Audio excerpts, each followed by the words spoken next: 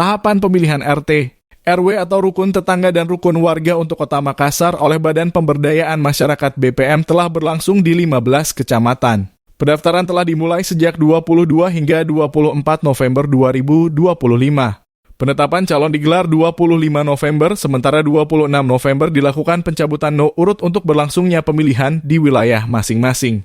Di Kelurahan Katimbang, Kecamatan Biringkanaya, pencabutan no urut yang berlangsung Rabu 26 November berjalan lancar dan penuh dengan keseruan, yang dipantau oleh Lurah Katimbang Muhammad Syarif, bersama Kasih Pemerintahan, Babinsa, serta Bimas, guna memastikan kegiatan berjalan lancar dan aman, sekaligus memberikan arahan dan himbauan bagi para calon untuk senantiasa menjaga sportivitas dan profesionalisme.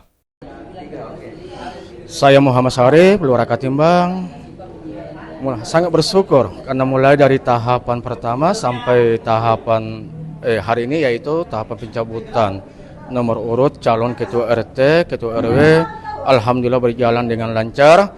Dan saya harapkan kepada Bapak Ibu dan seluruh warga Kelurahan Katimbang agar datang ikut berpartisipasi, datang mencoblos sesuai dengan pilihannya. Dan kami harapkan kepada seluruh calon yang terpilih maupun yang tidak terpilih agar menerima hasil daripada pesta demokrasi tersebut.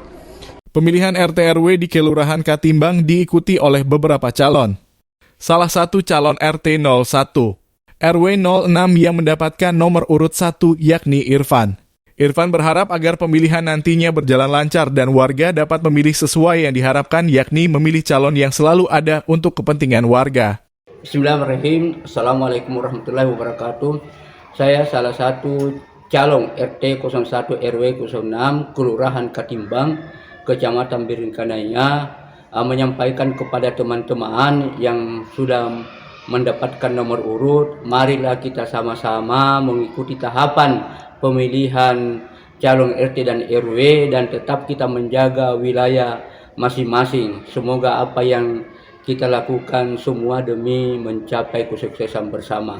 Sementara itu, pelaksanaan masa kampanye terbatas untuk pemilihan RT RW sekota Makassar digelar 3 hari, yakni mulai 27, 28 hingga 29 November.